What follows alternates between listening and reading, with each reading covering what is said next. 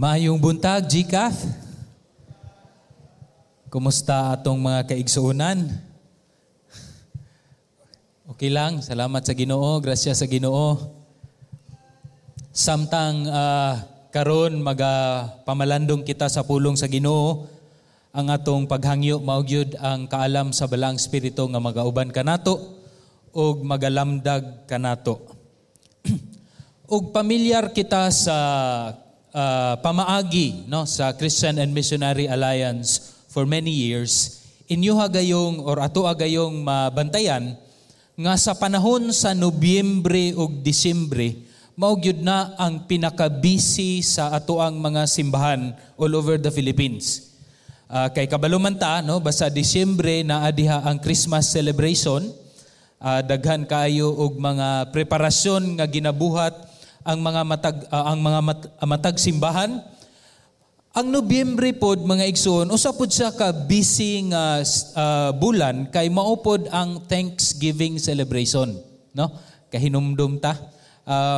I don't know if we celebrate Thanksgiving before sa diri sa GCAF, but many of our churches all over the Philippines are celebrating the Thanksgiving celebration every December. Makahinumdum ko og siguro kung kamo nakaagipod niini, mingawon pud ta sa pamaagi sa pag-celebrate sa Thanksgiving celebration. Usually dito sa bukid, sayog yun na magsugod kay wala na siya Sunday school kundi naa siya kining ginatawag bitaw nga singspiration, no nga. Naay leader, muawit, unya naay tig kung walay katong acetate bitaw nga projector, naay tig flip sa kanang kuan sa lyric sa kanta, no? Kung dili Manila paper kanang luyo bitaw sa kalendaryo, mao na siya didto manganta. Unya human pagkanta manawag dayon o kinsay gusto magpasalamat. Pero dili pa na siya ang katugyong worship service kundi kuan pa lang na siya, intro sa worship service. And it would take probably 30 minutes to an hour to do that. And then magsugod dayon, mosaka dayon ang worship leader para sa pagsugod sa worship service. Unya paghuman ni ana, naay dayoy celebration of everybody's birthday. Kay numdo mo, no? Everybody's birthday. Nga January hangtod December, tagsa-tagsa mo duol, unya excited kayo ang mga bata kay mohatag sila kung asa ilahang birth month, butang sila sa ilang kwarta didto, no? Tsada pud na siya nga buhaton na to.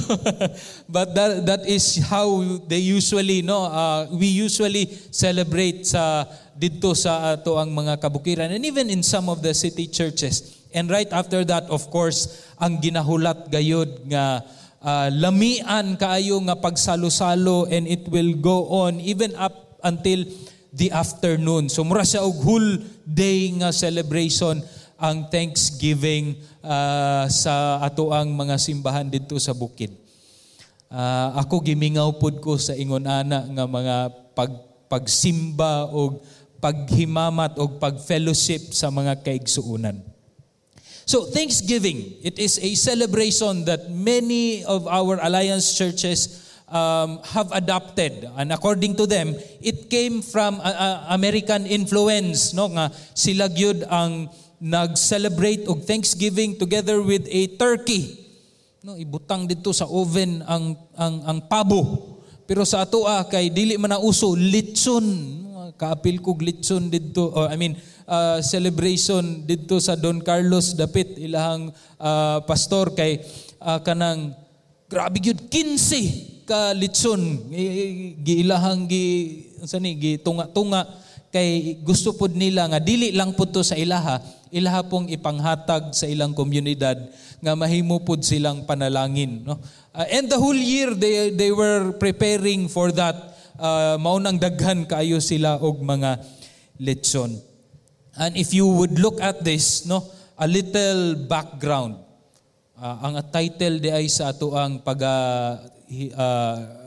pagwali karon mao ang pagpamalandong bahin sa pagpasalamat. Makita nato na sa libro ni Moises sa Deuteronomio Kapitulo 8. A little history of Thanksgiving. Ang first American Thanksgiving nahitabo kuno sa year 1621 dito sa Plymouth. Ambot og sakto ako ang pag-pronounce, wherein the very first settlers nga gikan sa Inglaterra, gaagi sila, grabe kalisod nga mga panahon, ug naabot sila dito sa Plymouth. Unya, human sa kalisod sa ilahang kinabuhi dito, dili lang sa pagbiyahe, kundi dito pod mismo sa ilang kinabuhi, sa lugar. The moment nga naka-harvest sila, the very first harvest sa ilahang crops, nang-invite sila og mga Native Americans, and together with the Christians that were there, ilahang gi-celebrate ang Thanksgiving. But it was not during the presidency ni Abraham Lincoln nga gi-declare ang Thanksgiving as a national holiday every 26 of November. That was during 1798. 1798. Oo, si Abraham Lincoln ang nag-declare nga mao na gyud ni, no, we will celebrate it nationally. And kabalo man ta, kita sa Pilipinas, ning bisita or ni anhi kanato ang gospel pinaagi sa mga misyonaryo nga mga Canadian o Americans, to a point that we were also influenced to celebrate Thanksgiving. Apan mga igsoon, with the rise of this ideology karon, and I'm sure you've seen this in the news, especially dito sa Amerika, nga naglantaw nga ang mga white men are colonizers and oppressors, discriminators and racists. Naay mga claims karon mga igsoon nga ang celebration of Thanksgiving is rooted kuno sa racism and enslavement of the Native Americans. Mauna nga kung kita kunong Pilipino, if we celebrate Thanksgiving, then we are participating on this historical and horrific discrimination. And affirming pod, nagpaila pod kuno, nga naa daw gihapon kanato ang colonial mindset as what they quote to be, us to be little brown Americans. Mo'y tawag kuno nila sa mga Pilipino, no?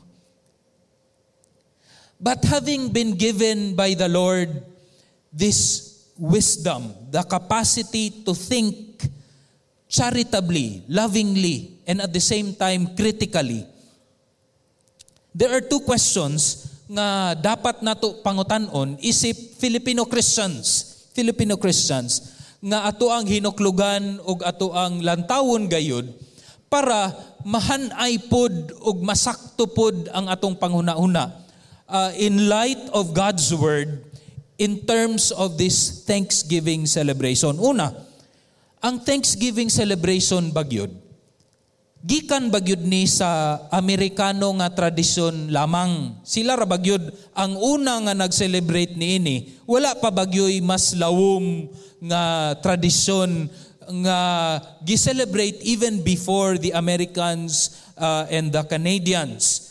Kay kung ato aning tubagon og pangutanon, ato ang mapildi ang pangutana, the root of the argument against Thanksgiving, nga nag-ingon nga sayop daw mag-celebrate og Thanksgiving tungod kay ang mga white men ang nag-imbento niini to trick, to enslave and discriminate Native Americans.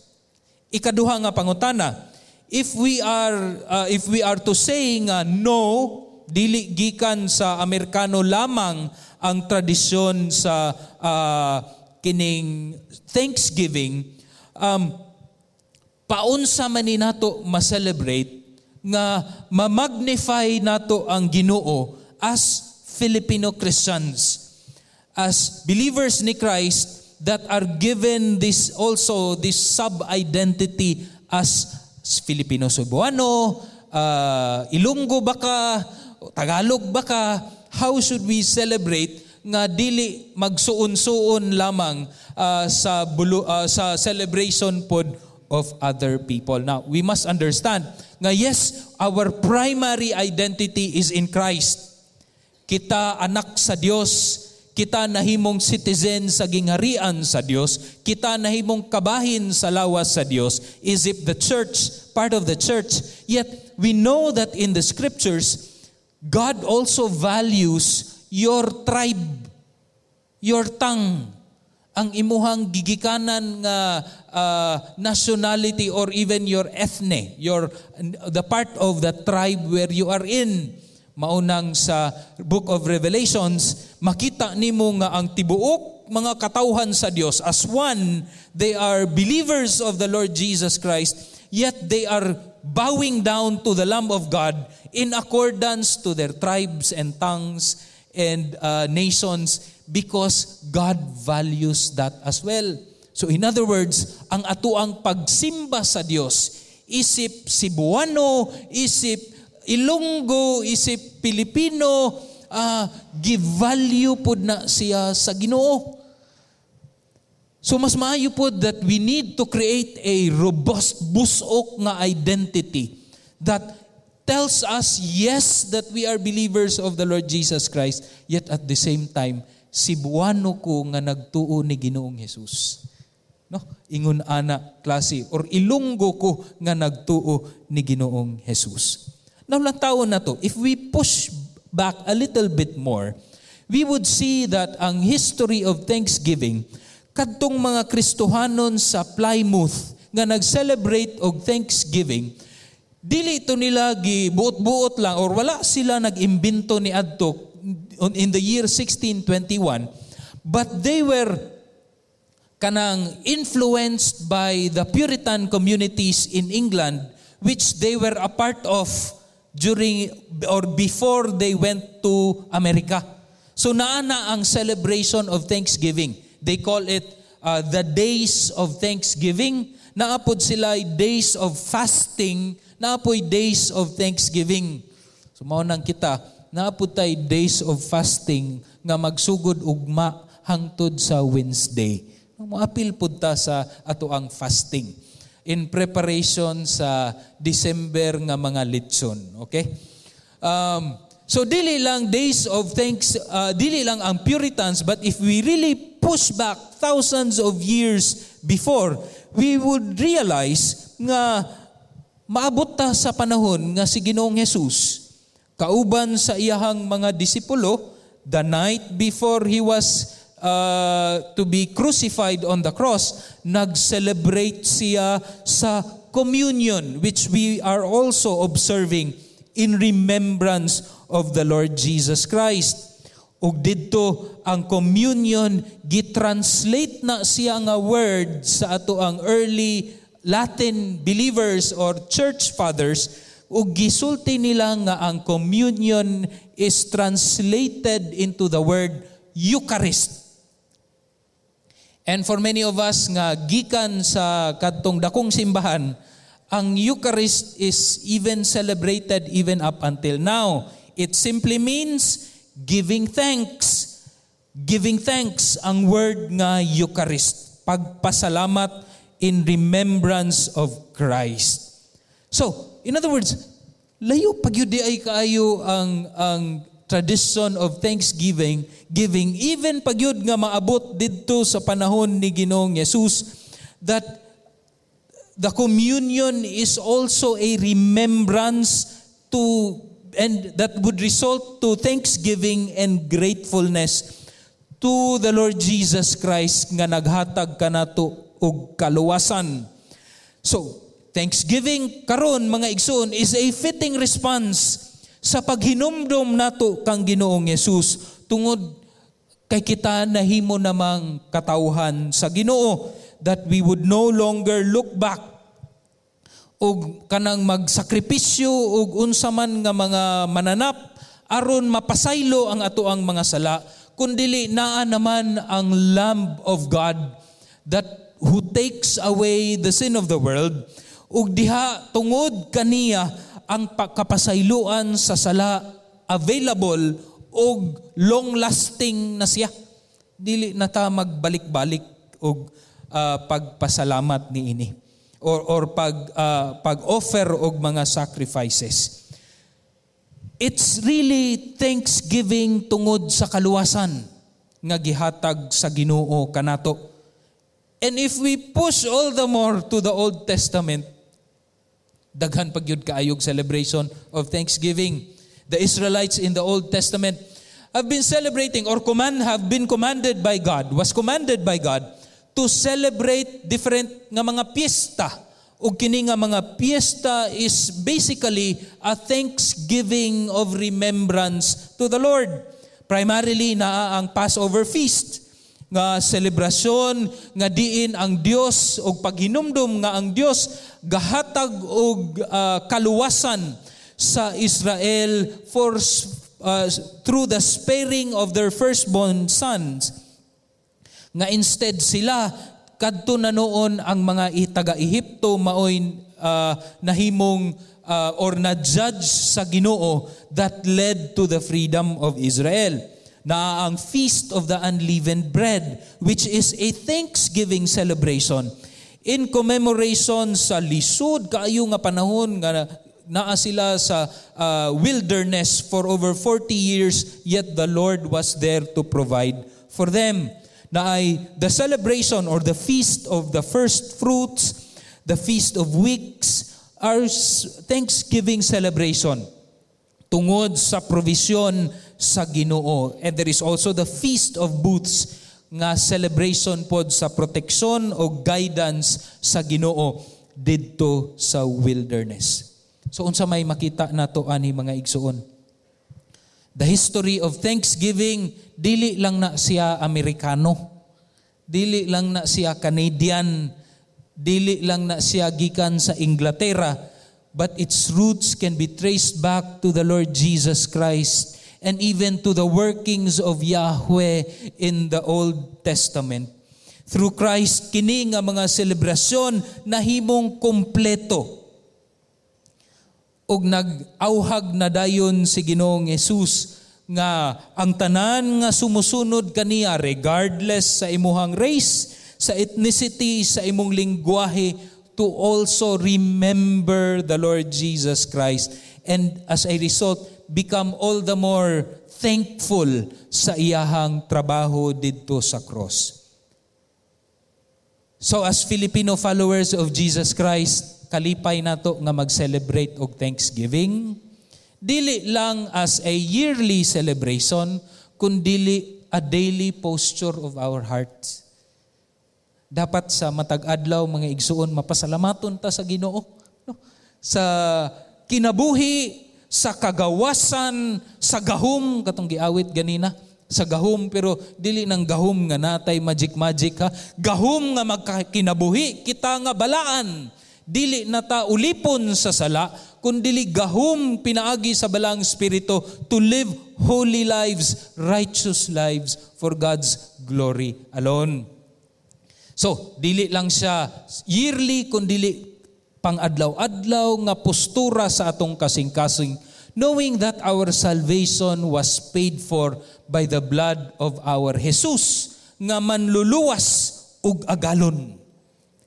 So the next question probably that we need to ask is, how should we, as Filipino Christians, properly thank God sa iyahang kaluwasan? Na karong kabuntagon, I will not be suggesting any form, kundili I will be promoting a biblical postura sa atong kasing-kasing in giving thanks to the Lord pinaagi sa libro ni Moises sa Deuteronomy Kapitulo 8. Deuteronomy chapter 8. Ang kining libro ni Moises nahisulat kini in the year 1406 BC. At the end of the 40 years nga sila naglakaw-lakaw didto sa kamingawan ang katawhan sa Israel, atong panahona kay nakakampo sila didto on the east side of the Jordan River. ready na sila moadto sa kingdom or sa promised land, ilahan ng i-conquer ang promised land. They were on the verge of entering the land. Unya, mao kana nga gipromise sa Dios sa ilahang mga forefathers. The children who had left Egypt, gagmay pa siguro to, orang uban wa pagyud na tawo, they were now adults, ug ang katong mga hamtong nga nibiya sa Ehipto, nangamatay na to sila. And before the Lord would allow them to go to the promised land, Moses had to reiterate, gisulti niya balik ang mga balaod o ang covenant sa Ginoo sa Israel, kay bag-o naman kini nga generation. Sa Kapitulo 8, Moses gave the people 2 commands, duha ka command as a posture sa ilang kasing-kasing nga mapasalamaton diha sa Ginoo. Before entering the promised land, si Moises nag-remind sa mga katawhan sa Israel nga their devotion should be loyal sila kang Yahweh. Dili sila maglingi-lingi ug mangita og lain nga mga Dios-Dios, and ang ilahang panginabuhi should be in contrast to the nations around, aron mahimo silang panalangin sa mga nations.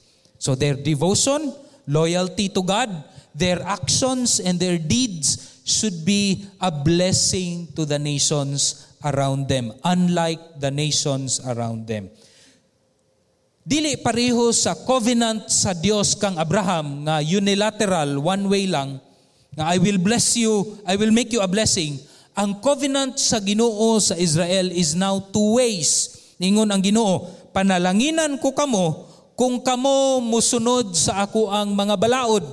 Mao na ang covenant sa Ginoo through Moses karong panahona didto sa Mount Sinai. So mao nang importante kaayo for Moses to review the law at the doorstep of the promised land, urging this new generation to recovenant themselves with Yahweh, to promise again to the Lord nga, Lord, I musunod yud mi, mukumit yud mi sa imuha, kay covenant mani nga imong gihatag kanamo.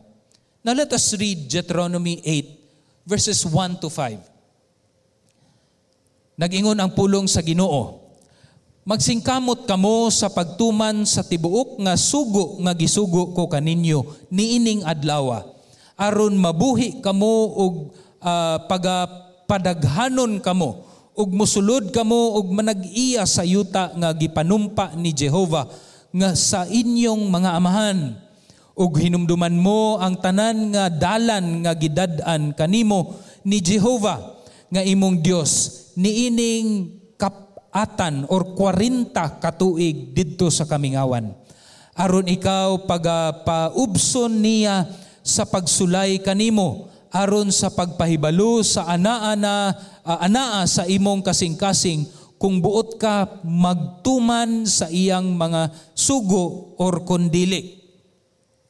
Ug ikaw gipaubos niya ug gipaantos niya sa kagutom ug gipakaon ikaw niya sa mana nga wala mo biilhi. Bisan ang imong mga amahan wala makaila aron sa pagpahibalo kanimo nga ang tawo dili mabuhi sa tinapay lamang, kundili sa tagsa-tagsa ka butang nga magagula gikan sa baba ni Jehova, mabuhi ang tawo.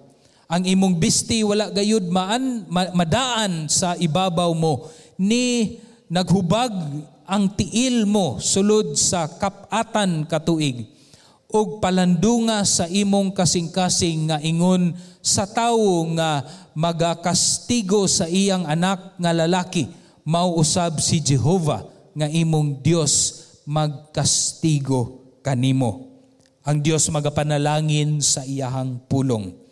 Although we will be talking about the whole chapter 8, verses 1 to 5 is very important, kay naa diha ang duha ka postura sa mapasalamaton nga kasing-kasing tungod sa kaluwasan sa Dios nga gihatag sa Israel ug sa gihatag ni Kristo kanatong tanan isip Kristohanon. Una, mga igsuon, first posture. Duha ka postura sa pagpasalamat tungod sa kaluwasan sa Dios. Una, mao ang maampingon nga pagtuman. Maampingon nga pagtuman. Nay duha ka aspeto when it comes to pag-amping, no, maampingon gyud. Be careful to obey and to observe God's word. Una niini magigsoon, ang pagtuman maoy tinubdan sa mahinungdanon nga kinabuhi. Niingon ang pulong sa Ginoo, magsingkamot kamo sa pagtuman sa tibuok nga sugo nga gisugo ko kaninyo niining adlaw, aron mabuhi kamo og pagapadaghanon kamo ug mosulod kamo og manag-iya sa yuta nga gipanumpa ni Jehova sa inyong amahan. Adunay pulong diha, kanang pulong nga you shall be careful, maampingon, masingkamuton sa pag-obey. That's the Hebrew word tishmerun. Nagdala kini og kabugaton nga we are to carefully do and obey God's command. Urgent jud ni siya, as if our lives depend on it. It's a matter of life and death. That's the word tishmerun. Gusto mo mabuhi? Be careful to observe God's word. Kung gusto mo mamatay, o sige, pagpasagad mo. A matter of life and death. Kani nga word nga tishmerun, usa siya kalawom ug bugat gayud, and gibalik-balik yun ni sa Ginoo sa tibuok Deuteronomy chapter 8. Be careful ug kanang pulong kaya or to live magkinabuhi, gibalik-balik yun ni sa Ginoo, because this is important for us to live nga mahinungdanon nga kinabuhi. I know that there is a lot of abundance nga gipromise sa Ginoo sa Israel didto sa sa land or sa promised land, and you will see more as you read Deuteronomy chapter 8. Pero I believe ang pagkaabunda nga gihatag or gipromesa sa Ginoo sa Israel, ang kinauyukan gayud ni adto kay mahimo silang magkinabuhi nga mahinungdanon in terms of their role sa pagtuman sa buluhaton sa Dios nga sila mahimong panalangin sa mga katawhan. In other words, the abundance nga ihatag sa Ginoo kanila pinaagi sa milk, pinaagi sa harvest and fruits, dili kato mopundo sa ilaha mga igsuon, kundili mudagayday kadto nga mahimo silang panalangin sa mga katawhan sa ilang palibot. It's not the kind of abundance that these prosperity preachers are preaching, nga kung dili ka magkasakyanan 10 years from now, ligsan kuno kas ilahang pastor. But it is the abundance that will lead you to be a blessing to other people. Daghan lagi. Remember what Paul said? Ang ihatag kanimo or ang pagadungagan sa Ginoo kay ang binhi sa pagpasalamat, dili ang bread for eating. Remember that? Nga kita padayon nga magkinabuhi isip simply devoted, humble diha sa Ginoo, yet we are to give generously to other people. Mauning mahinungdanon nga kinabuhi nga gihatag sa Ginoo o gipromesa sa Ginoo, and we are to be tishmerun, to be careful to obey the words ni God. Yet God again pushes it further nga ang pag-careful obedience sa command ni God, yes, it's a matter of life and death, pero it is also a matter of kaning kinabuhi nga mahinungdanon. Thriving, dili lang surviving, kundi thriving. Kanang grabe gyud ang panalangin nga kita mahimong panalangin sa ubang mga katawhan. So, this is not a prosperity, health, and wealth gospel.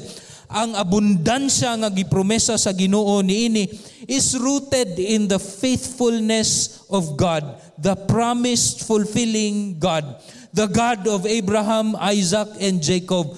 Jacob has repeatedly made a covenant of relationship sa Israel nga comes with this blessing also that they will become a blessing to other people. Sa konteksto sa New Testament, ang abundansya gikan kang Ginoong Jesus, to which in Hebrews chapter 8 verse 6 nga ang iyang dugo has inaugurated, naghatag og bag-o nga covenant, the new covenant where we have become part of God's descendant or Abraham's descendant, spiritual descendant of Abraham in Galatians chapter 3 verse 29. Again, akong isulti balik para di gyud nanto malimtan nga ang abundansya is seen as a flowing river instead of a stagnant nga lake, just like the Dead Sea nga walay gapuyo tungod kay stagnant, but the river of Jordan where everything around grows and flourishes tungod kay nagdagayday ang blessing nga gihatag sa Ginoo. Kini nga covenant gipromise ni sa Ginoo sa Israel, and as spiritual descendants of Abraham, we also have this blessing and responsibility, but now in the covenant through the Lord Jesus Christ. Obedience to God's commandment, mga igsoon, is exactly what Moses declared nga mahimo kitang nation blessers. Blessers of other people as God blesses us. In other words, pareho sa gisulti ni Elder Alex Gaane in couple of Wednesdays ago, niingon siya nga abundance is more than just money and material things. It is about living with joy, with peace, with satisfaction in the Lord Jesus Christ that would result to our generosity and loving others nga mahimutang testimony to the people around for the glory of God. Mga igsoon, maampingon nga pagtuman sa pulong sa Dios naglangkob sa pagpili, kinabuhi ba o kamatayon? Ang maampingon pod nga pagtuman sa pulong sa Dios kay kinahanglan aron sa makahuluganong kinabuhi, mahinungdanong kinabuhi. Ikaduha, ang pagtuman, mga igsuon, sa command sa Ginoo, nagpatinaw kini nga naagyug kay kagawasan, kining freedom that many of us would like to sing, no? Freedom, kagawasan. Unsa bagyud di ayning freedom, kay naarabay freedom nga ginawali sa wala gatuo sa Ginoo, which is completely opposite to the freedom that Christ has given to us. Again, nisulti ang pulong sa Ginoo ug bantayan mo ang sugo ni Jehova nga imong Dios sa paglakaw sa iyang mga dalan ug sa pagkahadlok kaniya. Bersikulo 6 ni siya, hantod ni siya sa bersikulo 10. Niingon ang bersikulo 7, kay si Jehova nga imong Dios magapasulod kanimo sa maayong yuta, yuta sa sapa, sa tubig, sa mga tubod, sa mga alimbukad nga nagaagay ngadto sa mga walog o sa mga bukid. So it's really abundance that the Lord provides because of the covenant ni God sa Israel. And because of the covenant that we have in the Lord Jesus Christ, we also have this meaningful life, this abundant life that I just mentioned. But we should remember, bantayan na to mga igsuon, kay sa pagkaabunda, naapod ang tsansa nga makalimot.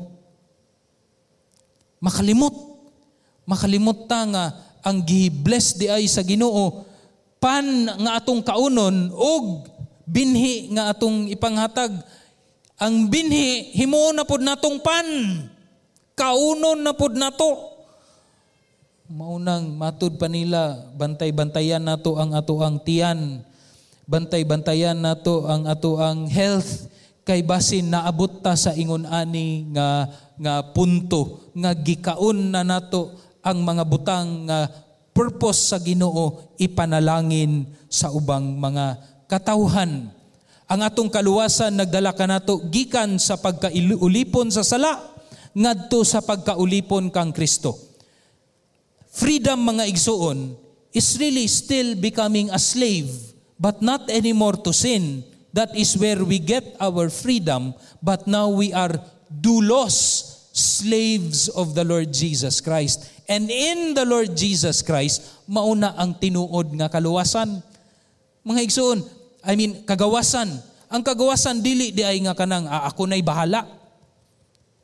Kung unsay akong gusto, ako nang buhaton, which is what the Western world or those who do not believe in the Lord Jesus Christ value so much.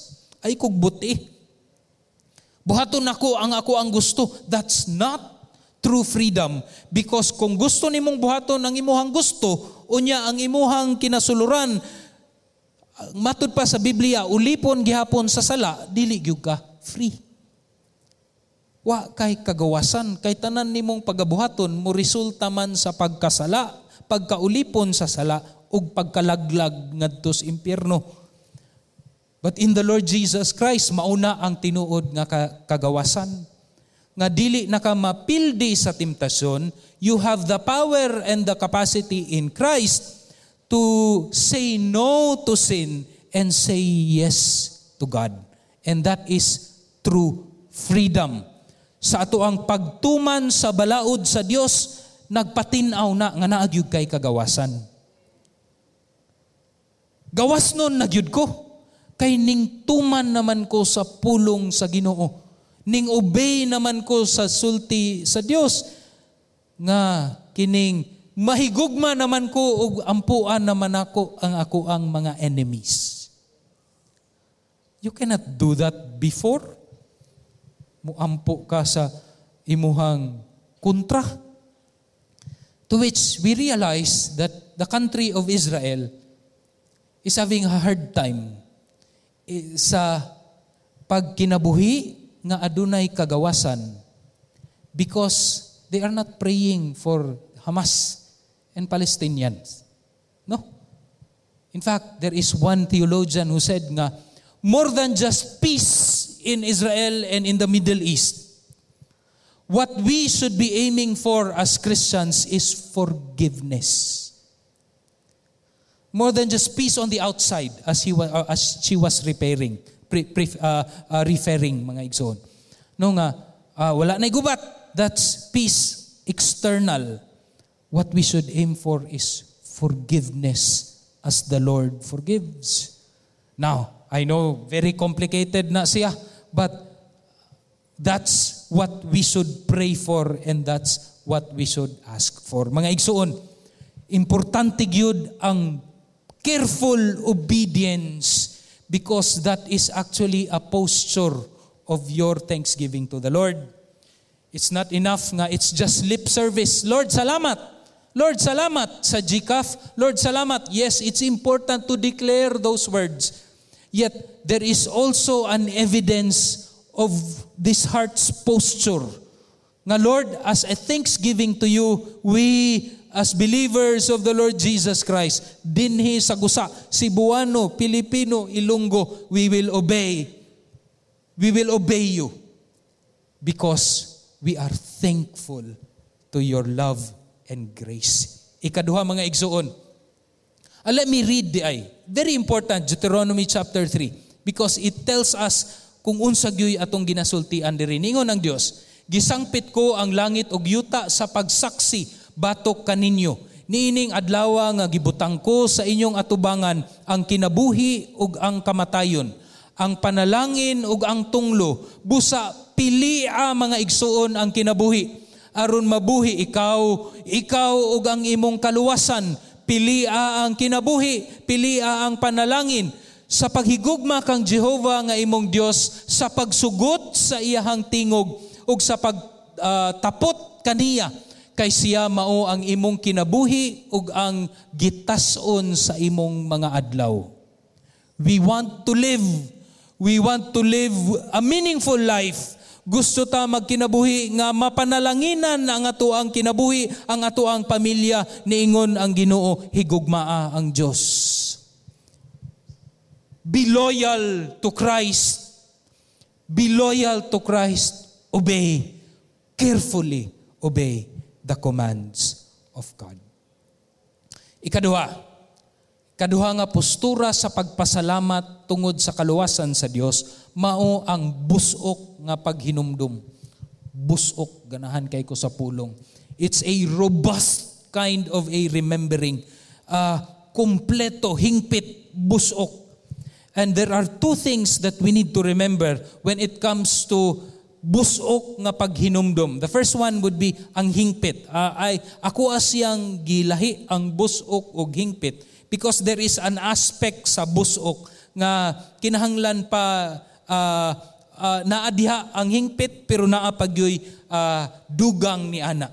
Hingpit nga paghinumdum. Niingon ang pulong sa Ginoo sa verse 2. Ug hinumduman mo ang tanan nga dalan nga gidad-an kanimo ni Jehova nga imong Dios niining 40 katuig didto sa kamingawan aron ikaw pagapaubson niya sa pagsulay kanimo aron sa paghibalo sa anaa sa imong kasing-kasing kun buot ka magtuman sa iyang mga sugo kun dili.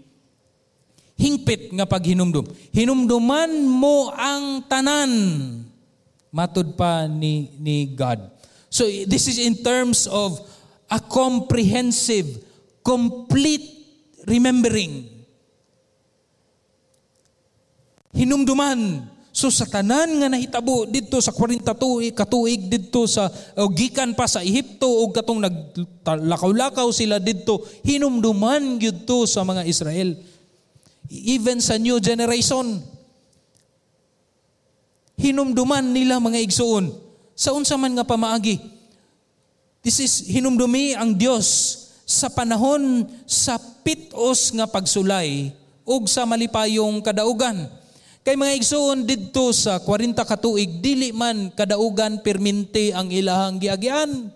Daghang panahon nga gisulayan sila sa Ginoo. Pitos kayo, pait kayo ang tubig sa mara. Ang uban pod ningon nga balik-balik na lang ni atong sudan. No, quail and mana na lang perminti. Wa bay lain kita kay unsa ka tong lami sa mana ba? Oh Lord, patilawa pod mi. Balik-balik sa muka. No, and sige pa sila reklamo nga nanong naaman mi diri Moises, ibalik na lang mi didto sa Ehipto. Even sa kapitos sa kinabuhi niingon ang Ginoo hinumdumi. Kay nga naman niadtong panahon na gipaubos mo sa Ginoo ug nagkat-on kamo og humility. Pagpaubos, pagsalig sa Ginoo, that's the result of the testing of God. That these people will say, God, you are faithful. Tungod kay sa kapitos naa ka. Sa kapitos naa ang imong presensya.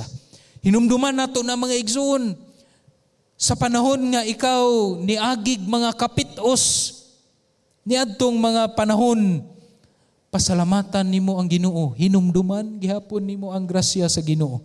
Ug sa panahon nga aduna kitay malipayon nga mga kadaugan, we are to remember, hingpit, kompleto nga paghinumdum sa Dios. Mga igsoon, hinumduman pod nato sa pamaagi nga karon kung unsa kita or mahimong karon kung unsa kadtong sa una. Naay mga igsoon, naay gisulti ang usa ka kaning journal nga akong nabasa nga ang pag-remember kuno sa past in accordance to Jewish culture is a reactualization of the past. Sumurag imuhang gibalik, you portray it now what was in the past. Kung unsa tong sa una, it's as if mao siya ang nagakahitabo karon. Which means that this event, bisan og tuwa siya sa una, apan we are still living the result now, and we will continue to experience the result or the effect of such history nga nagakahitabo.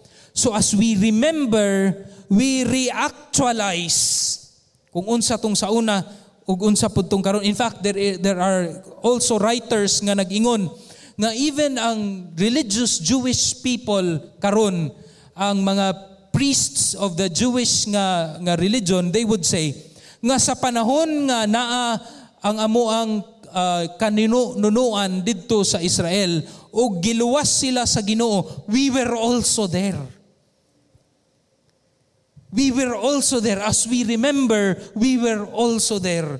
We don't know how, siguro dito sa by genes, sa DNA, sa ilahang mga, but that's how they perceive it in the Jewish culture. We reactualize. We don't just remember it as if dito to siya nahitabo sa una, kundi we are living the effects now. That's why we are more thankful to the Lord. Mga igsoon, hingpit nga paghinumdum sa Dios. Do you remember what the Lord has done to you, to your family, to our church? Naarbatay tendency no nga, kung unsa ang sakit, kalimtan na lang to nato. Ay na to hinumdumi, pait kay to, maulaw tato nga panahon. But the Lord teaches us to even remember the shameful past.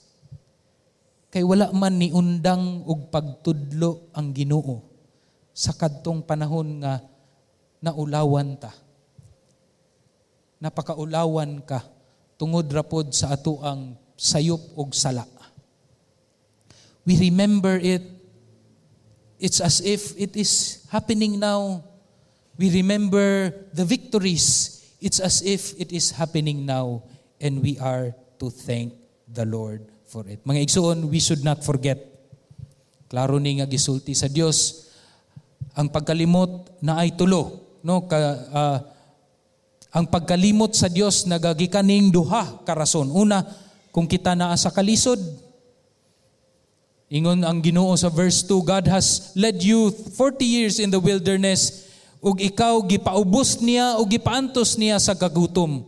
Usahay sa panahon sa kapitos, makalimot tas Ginoo, ug dili sa kapitos but even sa abunda makalimot pud ta sa Ginoo. And in verse 17, moingon na unya ka nga, tungod kanako nahimo kong abundansya.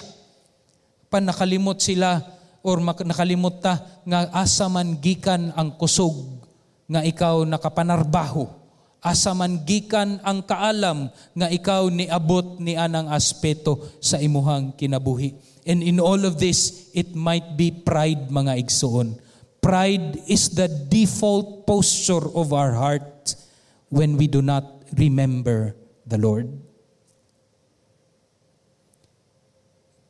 Again, I tell us, we remember the Lord. Kay diha sa paghinumdum kita tudluan sa Ginoo nga mahimong mapaubsanon.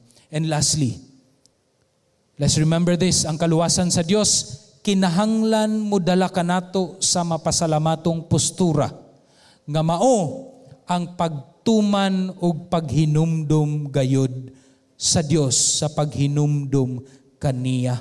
And as what John of Damascus have said, in his times where he experienced many persecutions and many victories, niingon siya, Hail, O Christ, the word and the wisdom and power of God, and God omnipotent.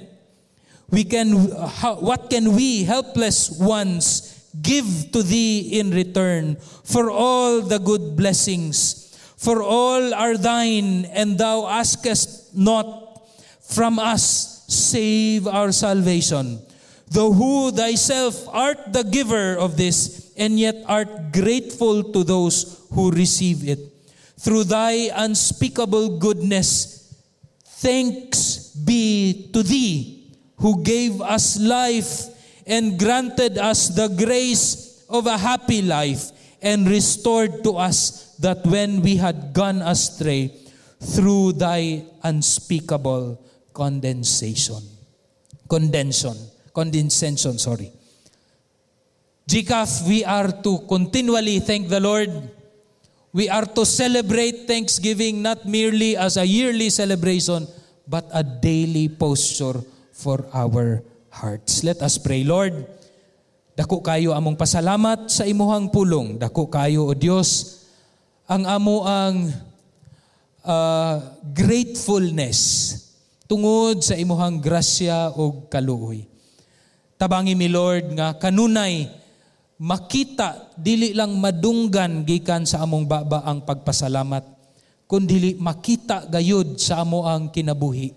Pinaagi sa amo ang pag-obey sa imuhang pulong, pinaagi sa paghinumdum kanunay sa imong grasya ug kaluoy.